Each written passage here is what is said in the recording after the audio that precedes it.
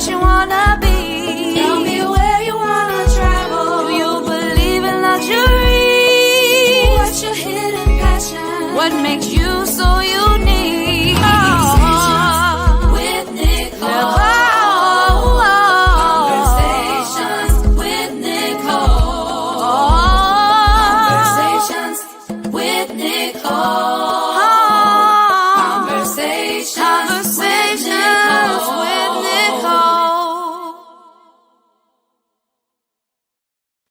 Greetings, greetings, greetings. Happy Wednesday. I'm Nicole Everett, the host of Conversations with Nicole, a talk show based here in Tallahassee, focused on connecting the community through conversations. And today is what I call What Women Want Wednesday. And this is an opportunity for you and me and my guests to have an interactive conversation. On What Women Want Wednesday, this is geared mainly towards the ladies, but the men can chime in as well. But before I bring on my guests and we begin talking about our topics for tonight, if you would, in the comments, place your city and state so that I can give you a shout out. In the comments, put your city and your state, and I'll give you a shout out. We are broadcasting live on Facebook and YouTube and on Roku TV via the Greater Works Network, which is my network. So be sure to like, share, tag, tell your sisters, your cousins, your mamas, your daughters. Tune in because we got a great topic tonight. We are going to be talking about navigating relational discord with the girlfriend therapist. Yes, so I'm super excited. I had the great opportunity of being connected with the girlfriend therapist, Miss Cortina Peters, through Brianna, her cousin. And so I'm really glad to have met her, and we're going to actually bring her back next month, and I'm excited about that as well. So I see you all chiming in there, so I appreciate that. Hey there, Ozzy from Virginia Beach. Ozzy's one of our regulars. Ozzy is also a counselor in the Virginia Beach area.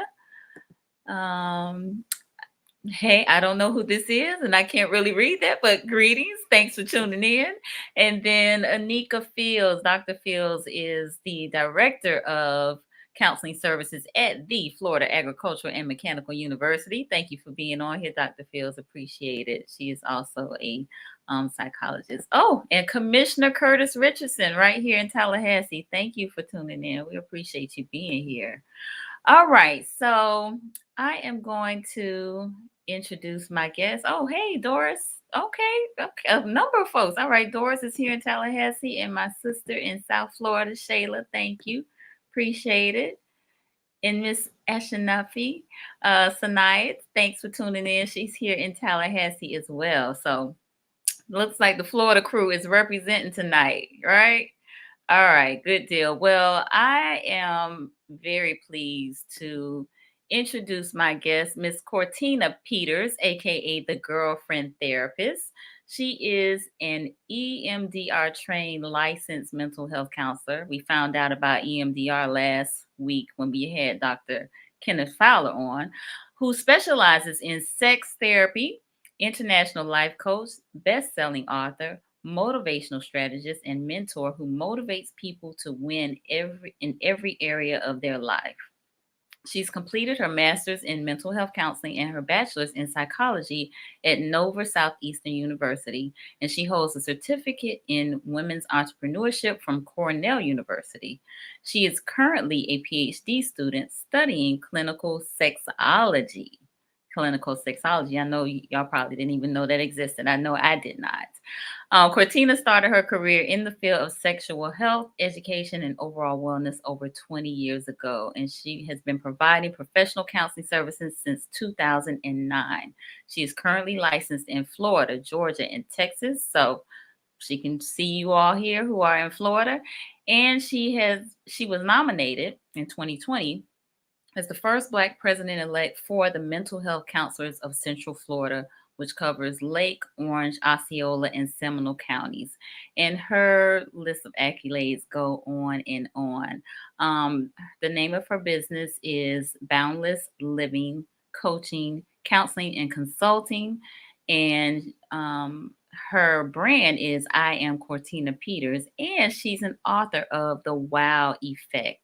And she's going to tell us a little bit more about that as well. She's been featured in several publications and on multiple radio shows, podcasts, and numerous media platforms: CBS, ABC, Fox, Fox Soul, just well known. So, without further ado, help me welcome Miss Cortina Peters. Yay! Hi. How you doing?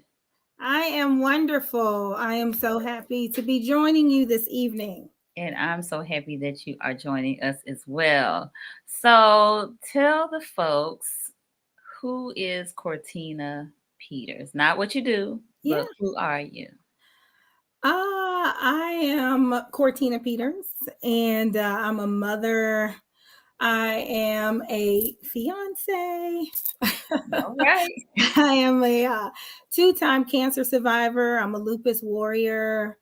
And I just enjoy advocating for individuals who may be or who may see themselves as the underdog. I enjoy life. I know what it's like to be in a dark place. And so I am always excited to be able to help navigate other people through those things. And I do that, do through a lot of different things in my own personal life. Mm-hmm. With some of the organizations that I'm a part of. But I really do love being a family person. I like being at home. I like doing things, but I like being at home. I like creating. And so that's pretty much who I am.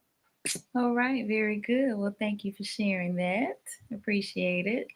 So, when you and I talked, we came to the conclusion of this topic, just kind of based on some of the things that you have seen in some of the clients. So, for the purposes of our conversation, what is relational discord to you? So relational discord to me is any part of the relationship that makes you feel a sense of stress or strain on it. We just can't seem to get it together, and there's a discord that is taking place that is kind of affecting the dynamic of how we move forward in this relationship. And so there are a lot of different things that may escalate conflict and lead to more relational discord, and I'm sure that we will talk about that later. Okay, very good. So let's dive in. Let's dive in terms of relational discord. I know relationships have probably been strained as a result of this pandemic that we're in, as a result of some of the things that we experienced last summer in 2020 with the racial unrest and it's almost like the scab has been torn off of the systemic racism, and it's like, you know, right there in your face. So relationships have been pretty strained as a result of all of that, and more. With the economy being what it is, and yeah, the children being at home from school, it's a lot. It's a lot. It's a lot. It's a lot. So talk to me around those things, and how people should maybe govern themselves as a result of all of these things that have been happening that have put strains on our relationships. So yes, of course, one of the things that I think COVID has done was kind of slowed down. And I know a lot of people talking about the slowing down of the daily routine that we were used to. That could be positive, that could be negative. It just depends on how you look at it. When it comes to relationships, when we get so used to, we just do really speak, we don't really talk, we're just, the conversations that we're having are more navigating who's picking up the kids, who's cooking, who's doing this, and not really those deeper relationships. Well, when business as usual kind of was no longer business as usual, now I realized, or individuals were able to realize, well, part of it is I might not really know my partner as well as I thought I did. Or I don't even know if I like this person anymore. Oh, or what this person is doing is getting on my nerves, or I don't want to be around them, or oh, we really have some issues that we don't really talk about. And so I believe that that is a positive because it really shows you where your relationship is so you can do the work. Now, as it relates to conflict, a lot of times when people hear the word conflict, they automatically think, oh my gosh, it's negative. They're fighting, they're arguing, they're disagreeing. But conflict is actually a healthy and normal part of a lasting, long relationship. So that's one thing that I want people to kind of understand. So when we talk about navigating relational discord, the goal is not to avoid fighting, right? It's how do we skillfully deal with what's coming up for us in a more constructive way? Okay. So one of the things that helps us to be able to do that is to remember that we are a team and we are working together. And it's important for us not to view each other as opponents. Because if we're viewing each other as opponents, you're winning and I'm losing, or you're losing and I'm winning. And when we have that mindset, the relationship fails altogether. So we have to realize that we are a team and we have to continue to work together to make sure that our relationship is flourishing and thriving in, I won't say in midst, but regardless of what's happening around us. So that's kind of how I would suggest that people look at it. So I like that point. I take on that same mindset. And oftentimes in talking to some of my married friends, I can see the opposition and not the team kind of spirit, right? And so yeah, I mean, we need to look at it, and some of the one of the things that I often say is, we're on a team and it's us against the issue, not us against each other. So if we go in it with that in mind, then we're going to make sure that we work through whatever this is, right? Absolutely. Okay. Absolutely. And there are some things that individuals, some kind of like warning signs when we get to a point where we can know for ourselves that we are not seeing each other as teammates, but as opponents. So when we start to withdraw emotionally, or we become emotionally avoidant, and we kind of keep our partner out, we're not playing on the same team. When we begin to blame one another back and forth about whatever the issue is, blaming, that's a sign we're not on the same team. When we have emotional outbursts that we are unable to control, that's a sign we're not on the same team. When we are engaging in more passive aggressive behaviors, I don't want to be passive aggressive to my teammate. We're not on the same team. Right. And some external, now those are all like internal factors that we can control. Now there are also some external factors that also are known to increase or escalate conflict within the relationship. And some of those could be changes in careers, it could be health issues, it can be children, and it can be finances. A lot of times people don't think about how finances and children and career changes impact the relationship and how conflict can come from that. But if you have a different way of how you see the children being reared and I don't, that can cause relational conflict and discord. So being able to navigate these issues, have conversations about these issues without viewing it as we are against one another, but we're trying to come up with a solution that fits for the both of us.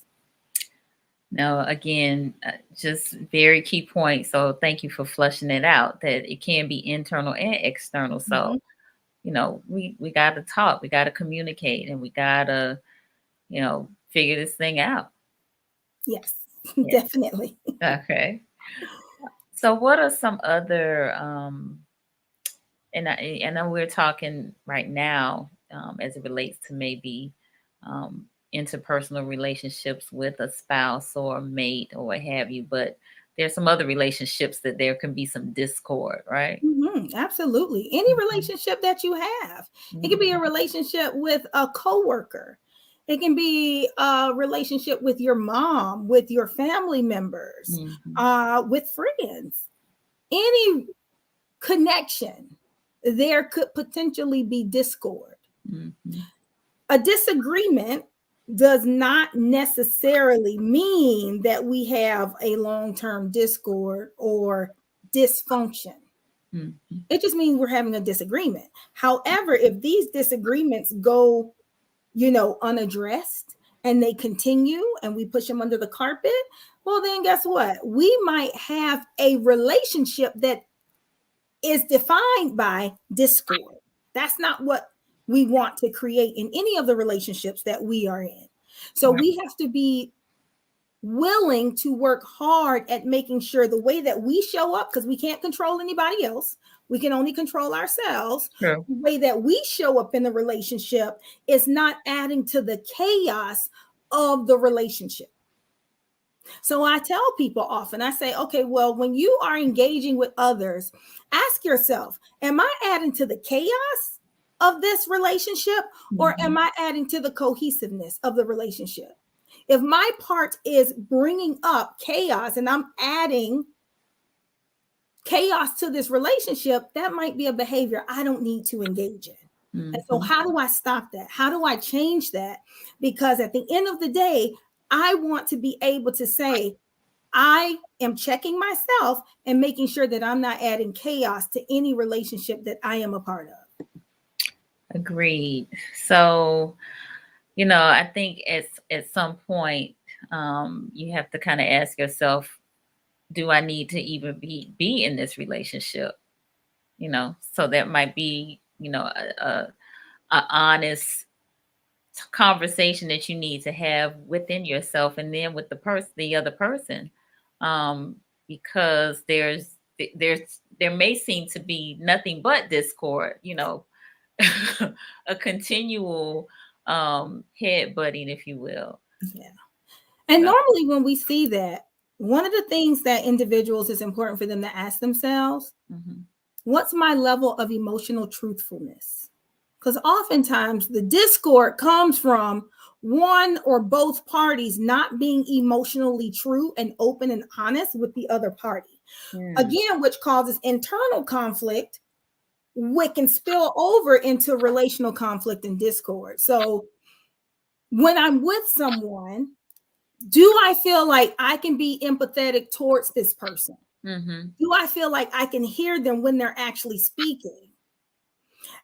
Am I okay with them expressing themselves without judgment? mm, Do I feel as though I can totally be myself in this relationship, especially a dating relationship or a dating partnership mhm, or marriage? If I can't do that, I have to ask myself exactly what you said. If I feel like I can't do that, what's the reason why? And if I don't feel emotionally safe in this relationship, I have to figure out what's causing me to not feel emotionally safe. mhm. Because when I'm not emotionally safe, I'm not going to be vulnerable enough to even share what's happening in me. And so sometimes I get one party in my office that's saying, well, they don't let me in, or they don't share with me, or they're not talking to me. And I'm asking them what's wrong, and they're shutting down and they're not saying anything. Okay.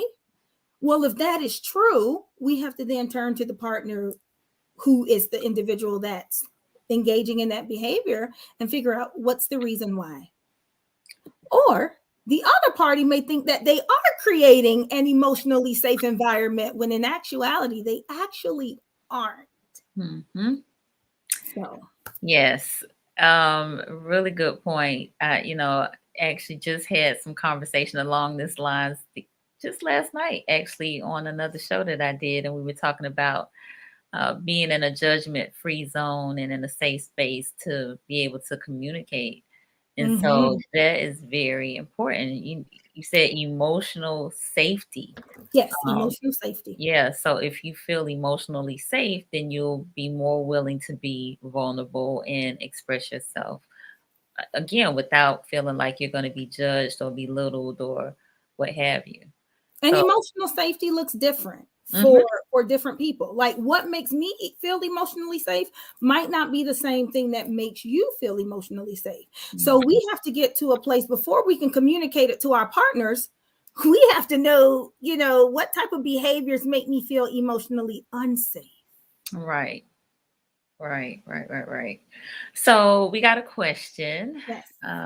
Nicole Powell. Hey, Nicole. Nicole is actually in Indianapolis.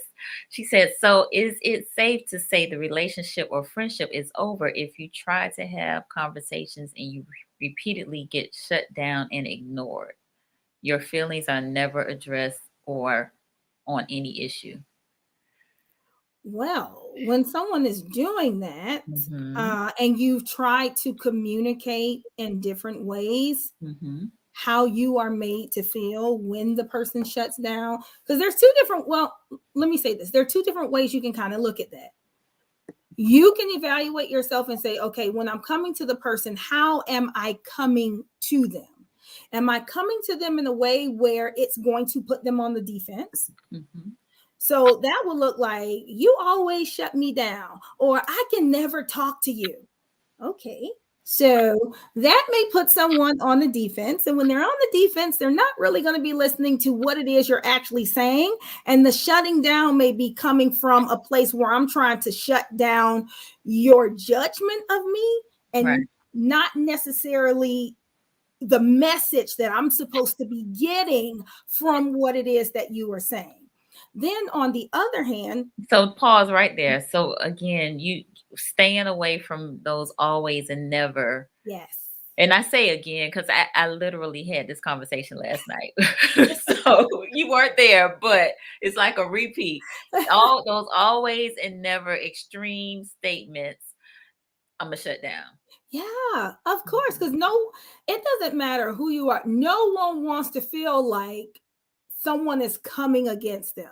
Our automatic reaction is to defense mode.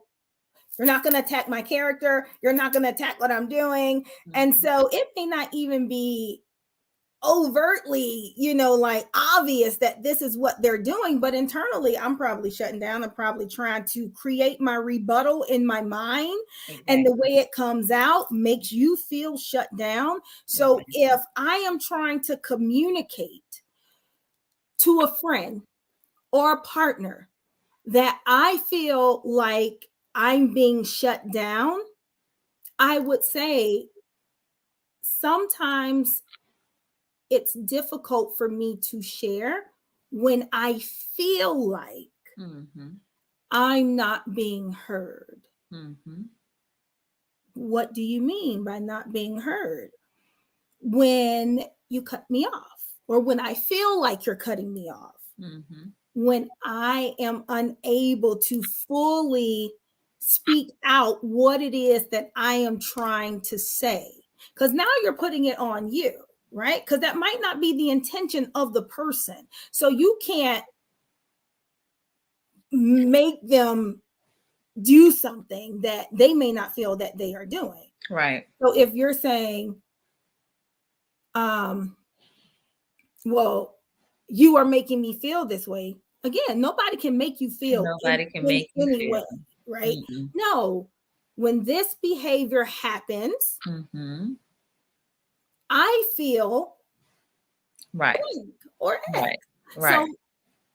reframing or reviewing the way that you are communicating whatever it is that is wrong with you, to make sure I'm phrasing it. I'm not saying minimize, I'm not Mm-hmm. saying sugarcoat, Right. but to make sure you are communicating your needs, what you're lacking, what you're desiring, without blaming. Because remember, we talked about blaming is one of the things that adds to conflict and emotional discord. So if in me speaking, if I ask myself, well, if someone were to say this to me, will I feel judged? Will I feel blamed? Will I feel these things? You might want to tweak the way you are communicating what it is that you want to get across, because you don't want the message that you're trying to convey to get lost in the delivery. Absolutely. Yeah. That was one of the things that, again, was discussed yesterday. Is like, are you sure I wasn't there? I think you might have been eavesdropping. I'm telling you. And this is a singles dating live broadcast that I do with two other people. Oh, okay.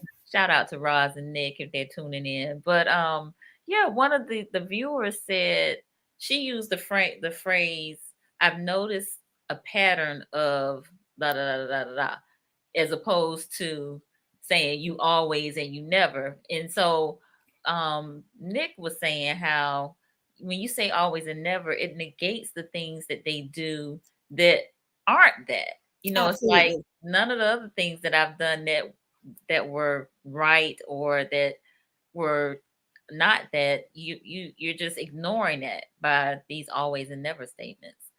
So, and even when you say always and never, so let's just say you and I were having a conversation and you're like, Cortina, you always do X, Y, and Z. Well, if I can come back at you and say, well, what happened at this time when I didn't do that?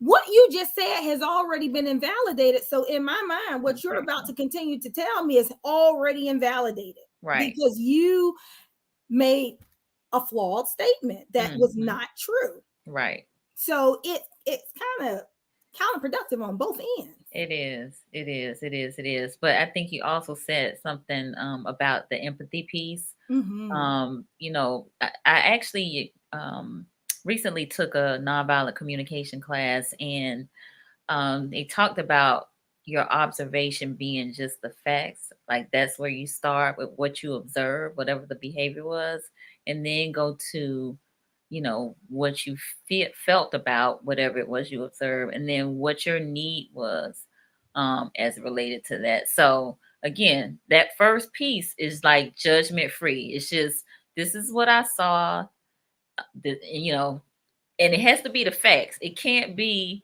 any judgment in the facts that you are presenting, just the facts, what you saw. One of the things that I would say is I would encourage people to ask themselves, do I have the capacity to hold space for my partner? If I can't hold space for my partner, how can I say they are emotionally safe with me? How can I say that I'm even able to display or demonstrate empathy towards them if I don't have the capacity to hold space for whatever it is that they might be going through? So let's just say that one of our partners is expressing something, right? I don't have to understand what they are going through in order to be able to hold space for them. There's spaces for them to be able to speak, to share, to let it out, whatever it is. It's not about me fixing it, but it's just about me being present. Right. And to hold space, I don't even have to be physically present. We could be having a conversation on the phone, and my silence can create that space where they feel emotionally secure to show up as themselves. That is really, really key. Holding space for your partner, holding space for, that person, that family member, that coworker, that church member, whoever it is. There's something that I call it a ministry of presence, right? Just being there. Not that you, again, like you said, you don't have to fix it. You don't have to give any advice. Just being there to listen and be a sounding board. There's something really important about that work. Absolutely.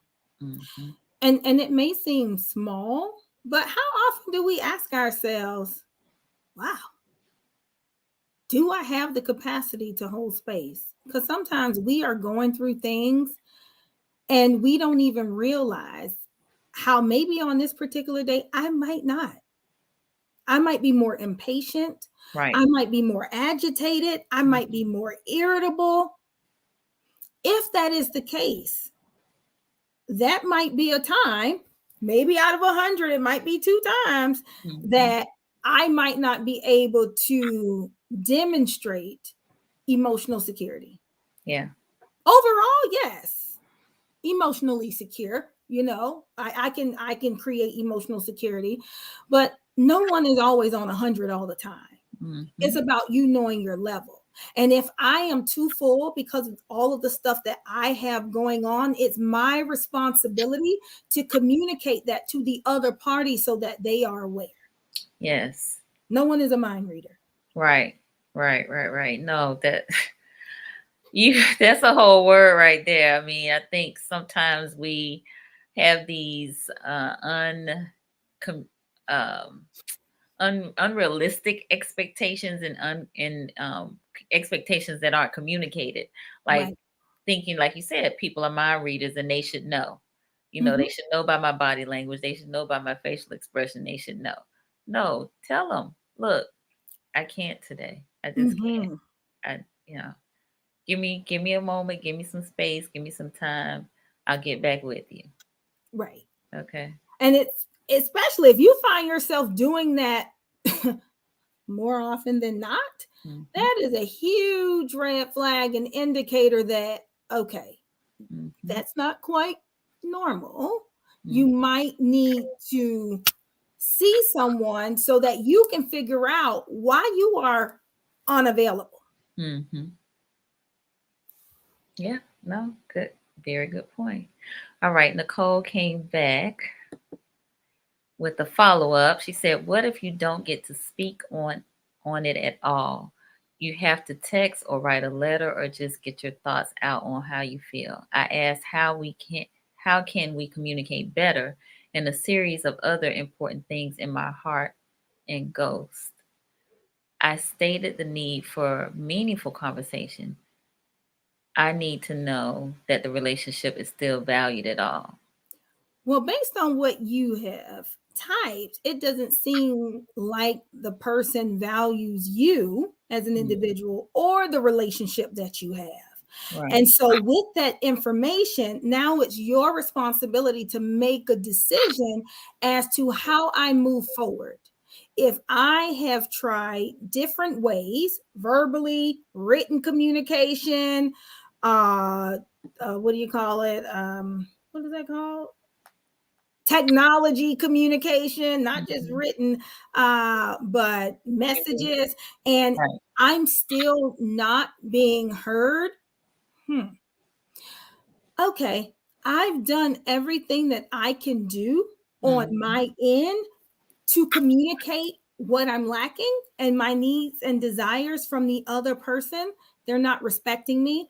They're not honoring me. And so I need to honor myself and make a decision that is in my best interest, because the more I try to get this person to hear me and I'm being stonewalled, I'm being ignored, I'm being ghosted, they go silent. I'm putting energy into something that's not reciprocating the energy that I am longing for. Right. I don't need to spend my energy or exert my energy in places where it's not appreciated, wanted, or needed.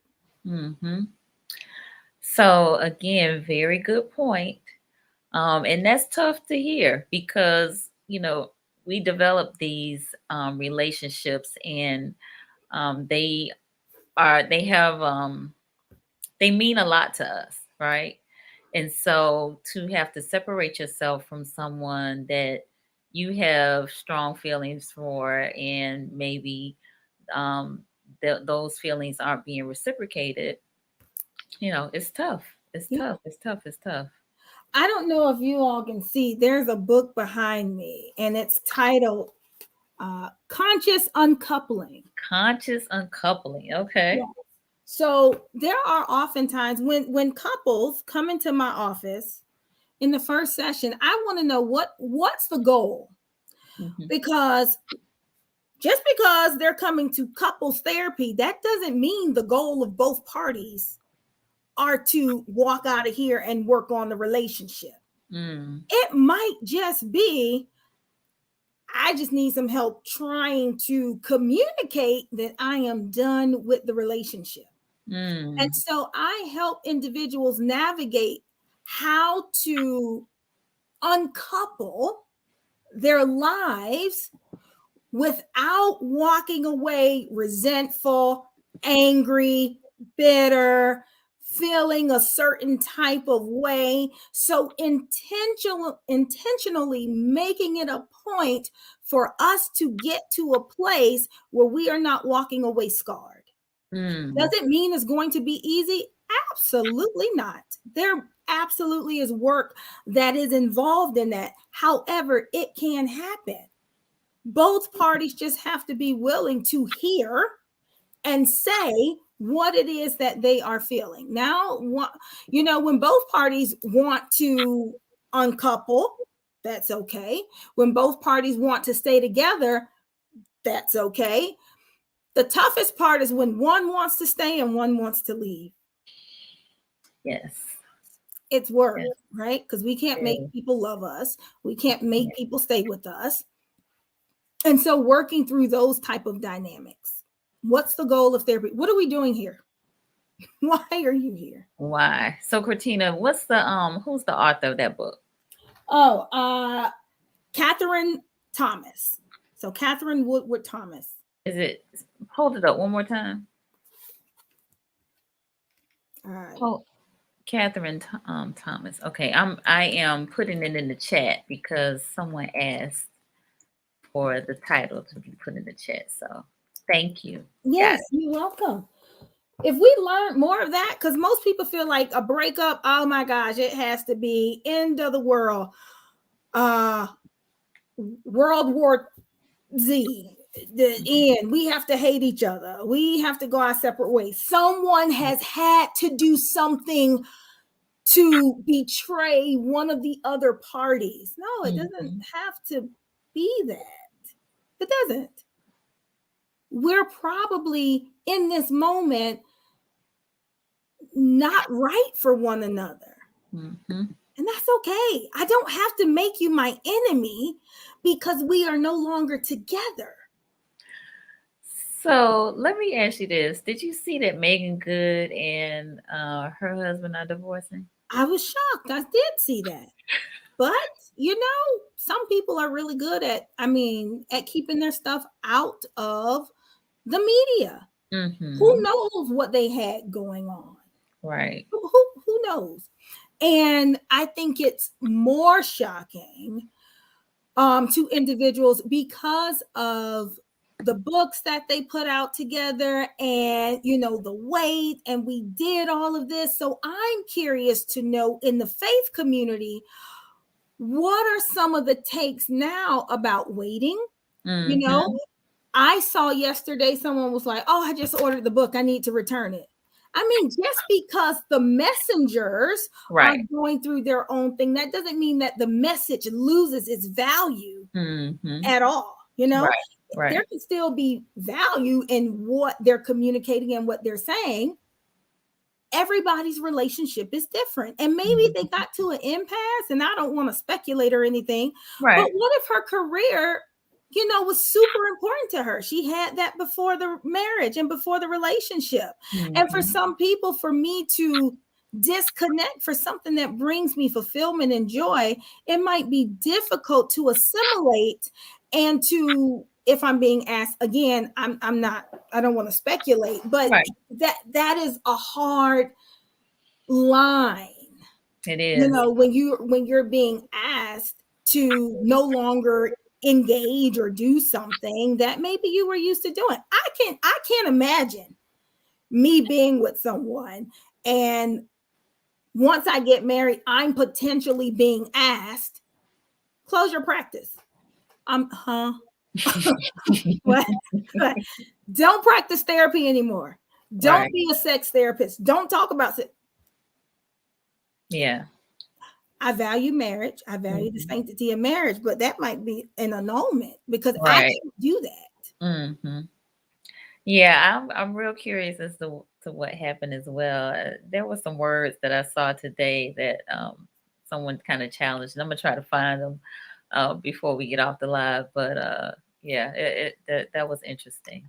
So let me transition us a little bit. So how can we win in our relationships? How can we win in our relationships? We've already kind of talked some things through. Now I'm a note taker, so I have been taking notes. We are a team.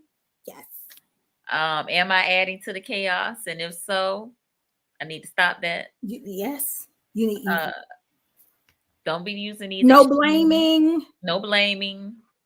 No judgment. no judgment. Yeah, we're not stonewalling. We are not engaging in passive aggressive behaviors. Hmm. We are asking ourselves, are we adding chaos or cohesiveness to this Yeah. relationship?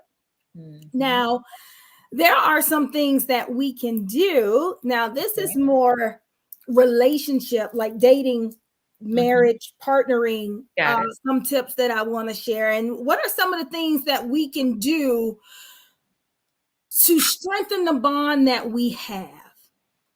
Well, kissing is one of those things.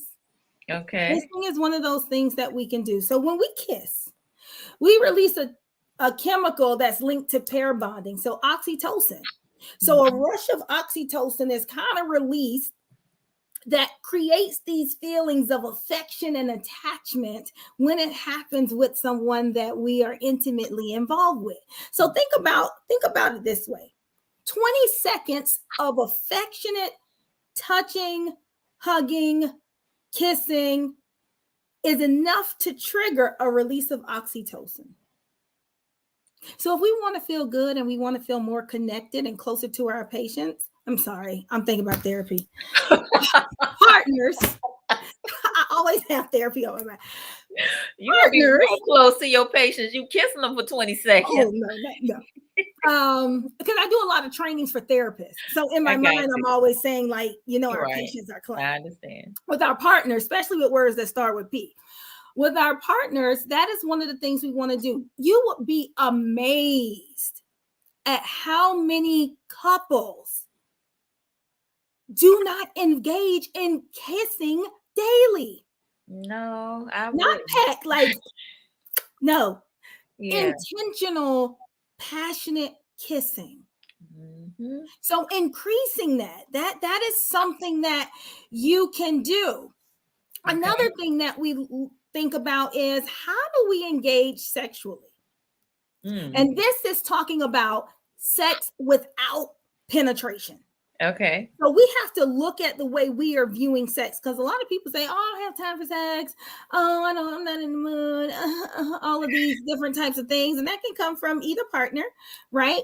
How do we view sex? Mm. If I don't really feel like penetration, Hmm. if that's a part of how I'm engaging in sex, what else can we do that we can still consider as sexual? So direct stimulation, dirty talk, Mm. so we can make love to the mind. We can Hmm. enjoy porn together. We can masturbate in front of each other. And I don't know what type of show this is, but I'm just You sharing. you good. You good. Okay, You okay. good. Foreplay, slowing it down, engaging in stimulating conversations. And they don't necessarily even have to be dirty. It can also be pillow talk. Hmm. You know, how are we viewing one another? It can be erotic massages. We're still touching, we still get that skin hunger met. However, it doesn't have to end in penetration. That Gotcha. can just be it. Sometimes we make this big to do when it comes to engaging with our partner sexually. No, it doesn't have to be that. Other things that help us with the closeness, is practicing and expressing gratitude. How often do you identify the things that your partner are not doing, but you don't say thank you for the things that they are doing? So expressing gratitude. I like shared relational manifestations. There's so much talk about all these manifestations that we're speaking, about ourselves. Right. Yes, I am a strong, independent person whose business is going to flourish. Okay, yeah, manifestations are great, but what are you manifesting with your partner? What do you say together to manifest in your relationship? That's good. Relational manifestation. Absolutely. And I came up with that. I In like my own it. mind. Now, somebody else probably said it, but I I had like never heard it. it. I So, like yes, it. we are creating these manifestations together that we are saying with one another. Okay. Because we have intention behind what it is we want to have manifested in our relationship. Scheduling in time for intimacy and creating opportunities for us to be able to spend time with one another. How do we do that? How do we get to the point where, just like we schedule our hair appointments, because when your schedule is busy, it's busy, right? So we prioritize and schedule all of these things. Why can't my relationship be scheduled as well? Right. Because when we are so regimented, ooh, I can't do that. Ooh, I'm tired from the day. Ooh, the kids got soccer. Ooh, they got baseball. Okay, in all of this, we need to schedule date night. And we need to hold ourselves accountable for it. Yes. Let me just real quick. Jamil is a counselor here in Tallahassee. She said, I must say my husband and I create manifestations together. That is great. That is. That's just not something openly that I hear people speak about. And I haven't seen that. Like I said, it doesn't mean it's not out there. In my own work, I have not seen hundreds of journals where they have like daily affirmations and manifestations and these things when it comes to a couple. That's good stuff though. Okay, look, ma'am, we could tell that you are a sex therapist because you broke that whole thing down. Like that's a whole nother show, right? So I'm gonna have to have you come back to do more of that.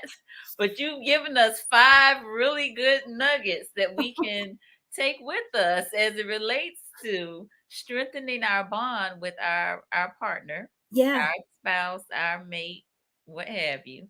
So you said kissing, touching for 20 seconds, sex, no penetration, with a whole list of things we can do. And I'm gonna put this in a post or in the comments so you all can get it if you're not taking notes like me. Practicing and expressing gratitude. Relational manifestations, creating them and then saying them together. Yes. And then scheduling time together, like a date night or what have you. I love it. I love it. I love it. All right. So other folks saying they've never heard of relational manifestation. This is Shell King. She said, I've never heard of it, but love it. Great nugget of information. All right.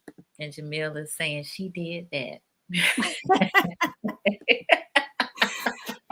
And one thing I just want to say, oh my gosh, woohoo to all of the therapists and psychologists that are on. Oh my gosh, I don't know you. I have love for you because you represent me and I represent you. Yes. And you are my sisters and brothers in the field. And so I appreciate the work that all of you do.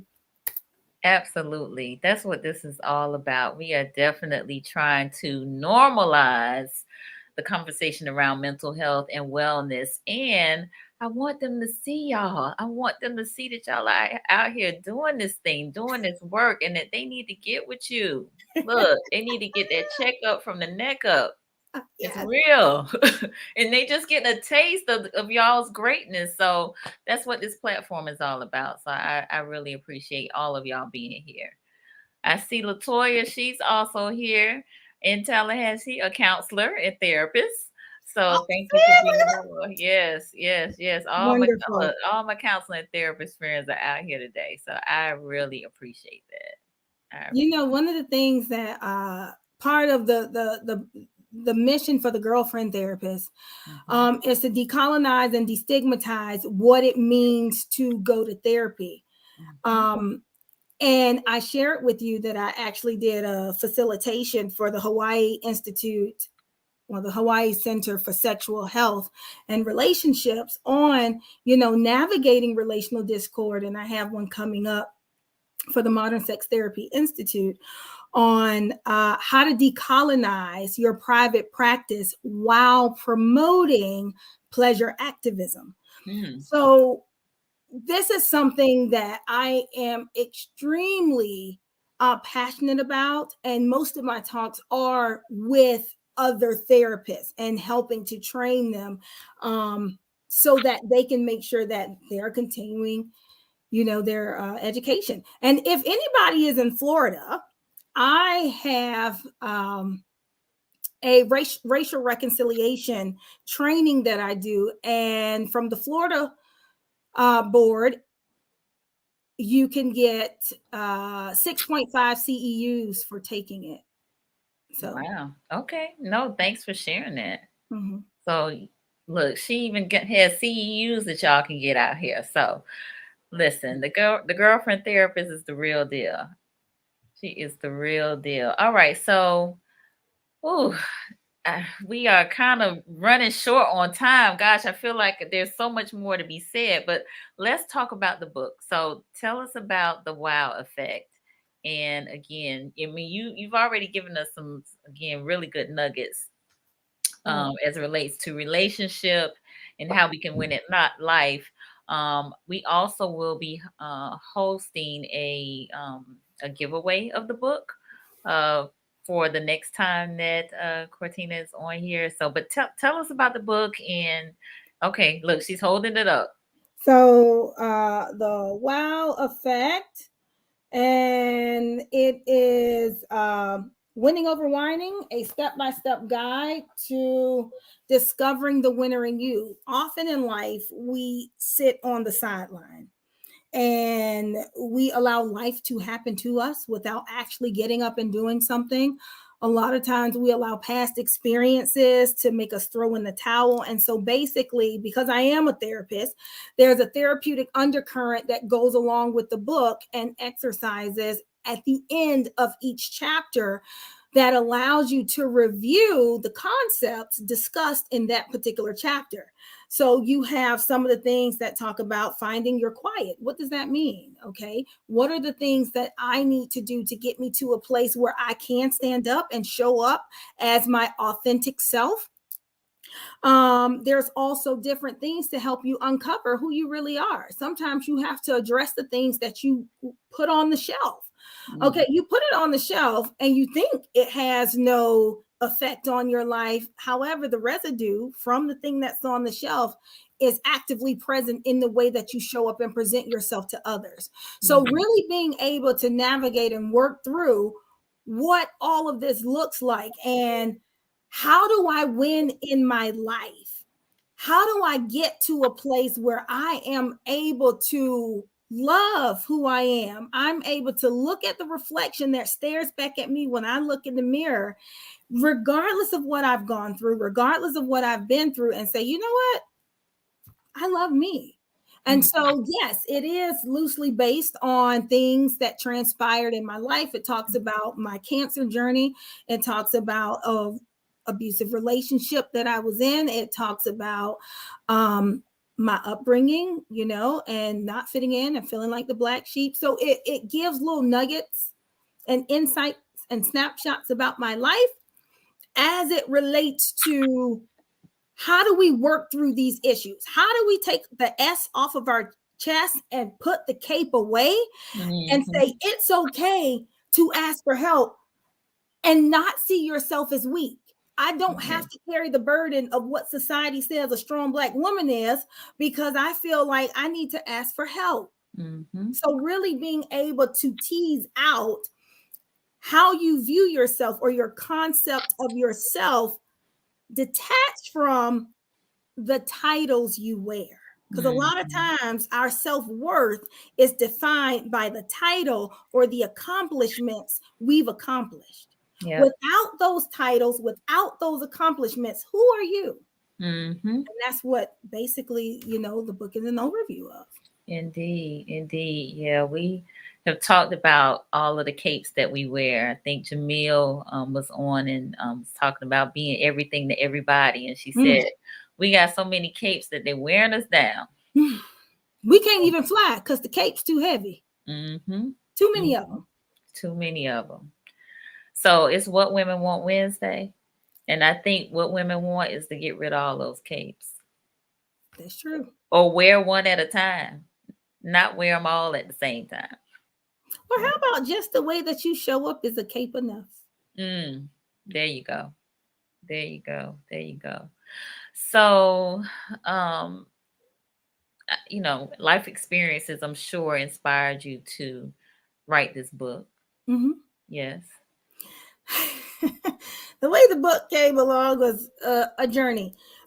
So initially, probably about 10 years ago, when I went through my divorce, that was about 10 years ago. Okay. I was renewed, felt this flame. I wanted to write this book, and so I do stuff old school. I like to write. I'm a writer. I like to write.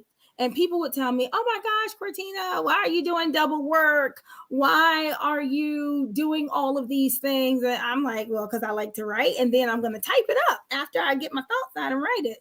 So me listening to people, not going through my own process, I started typing it. Well, guess what? What? The flash drive that I was saving my work on, it got corrupt. No. And I lost everything. I lost everything.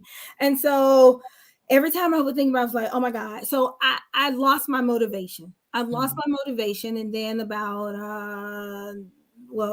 at that time when I wrote it, 10 years later, I'm used to being an executive in the mental health world, and the company at that time that I was working for, they got bought out by another company, and their offer that they gave to me, they rescinded it. So I had an offer, to just move over with the new company.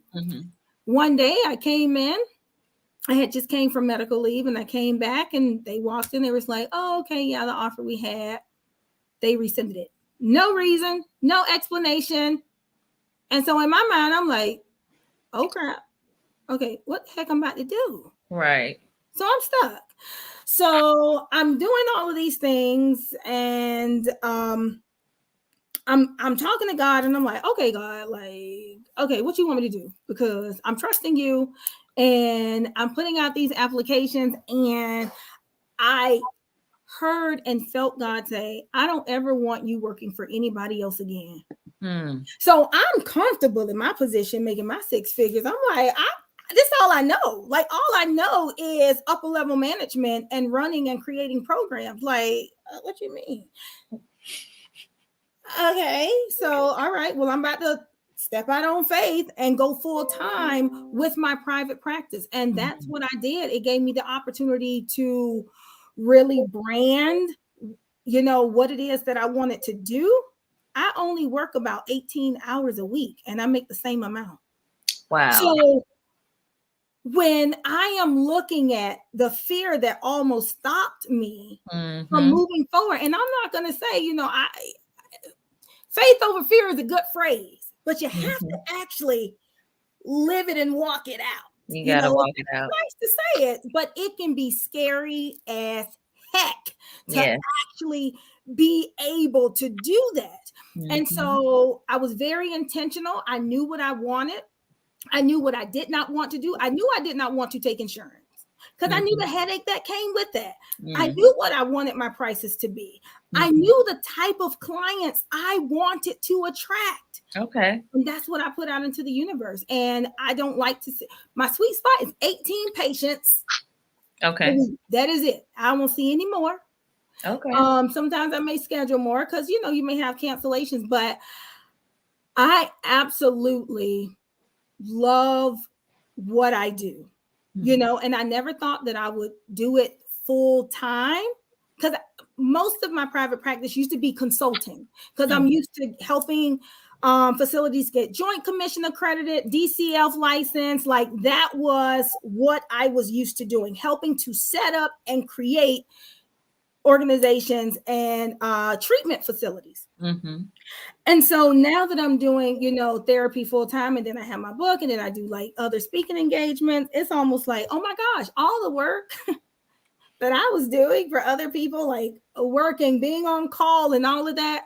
Mm-hmm. Oh, I don't even have that now. And so it really resonates when I think about, oh my gosh, I wanted to hold on to what I had so much. And I was so scared to just trust God and open my hand to see what He had in store, that I can't even see myself going back to work for somebody. Mm-hmm.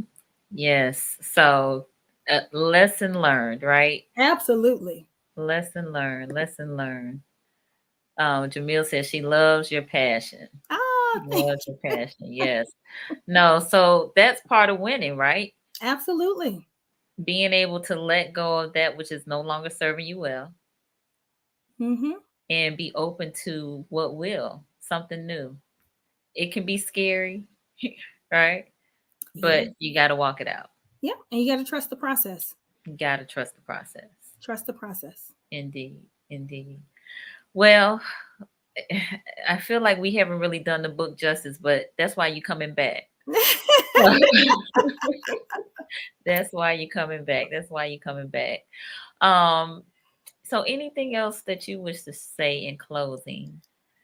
Again, it's What Women Want Wednesday. So if you want to say something specifically to the ladies, by all means. Ladies, I would say make sure that you never sacrifice who you are to beg for the love and affection of someone who doesn't have the capacity to give it to you. Just because they say they want to give it to you doesn't mean that they can. Doesn't mean that they don't want to. But sometimes we have to get real about what we see and what we feel, and listen to our own intuitions, and not be afraid to move forward with or without the people that's around us. All right. Very good. Thank you. So I'm going to ask my ladies that are out there watching, if you would, in the comments, what do you think women want? What do you think women want? Based on what we've talked about tonight, what do women want? What do you want, woman? All right. Anika said, stop accepting all those capes. Say no. All right. Oh, and we got Curtis on here. He said, and gentlemen, yes, thank you for being on here, Commissioner Richardson. Really appreciate it. So Nicole wants to know, can you buy a hardback on Amazon? Is your book in hardback? Yes, you can get it on Amazon. You can get it on Books A Million, Barnes and Nobles, Target, Walmart.com. It's found in all of those places. Wonderful. Thank you so much.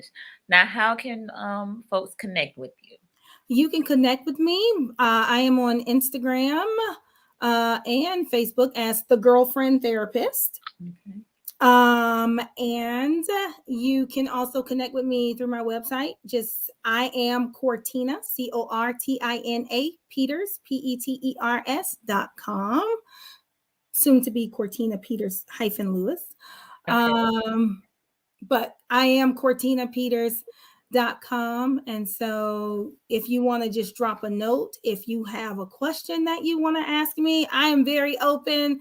The personality that you see here, this is what I'm like in the regular therapy setting. And I just want to make sure that I'm communicating that, you know, there is light after darkness. Indeed. Thank you for that. Are you accepting new patients, since you say you only see 18 a week? So, yes, I am. But And I do have it depends on when you want to see me. okay. All of my evening appointments, I don't have space for evening appointments. And I only do evenings twice a week. I don't like to wake up early, so I don't see patients before 11 unless it's on a Wednesday. Okay. All right. Very good. So some of the ladies have been chiming in terms of what they want. Shayla said a better me. Nicole said to be seen, heard, understood, loved, and respected. Yes, Okay. yes, yes, yes. All right. Anybody else? Again, put those comments in the chat in the comment box. What do you want as a woman? What do you want? All right. This has been really good. Really, really good. I want to thank you for your time. I want to thank the viewers too for your engagement. Hopefully, you have benefited from this. Please follow us on social media. Buy the book. Look, buy the book, The Wow Effect. How to what is it? Winning over whining. Winning Yes. over whining. We could do a whole lot more winning and a whole lot less whining. So Mm-hmm. again, hopefully this has been beneficial. We will be back next week for more Man Up Monday and What Women Want Wednesday right here at 8:30 p.m. And also, we'll be putting out some information about the book giveaway because Cortina will be back on, I believe it's the 3rd, that first Monday It in is. January. Yeah. Yeah, yeah, yeah. And we'll be talking about what she mentioned tonight, the destigmatizing and Mm-hmm. decolonizing therapy. Mm-hmm. So definitely tune in for that one. All right. Well, we're gonna bid you good night, but again, thank you again for watching and tuning in. Glad you enjoyed it, and we'll see you next time. Bye.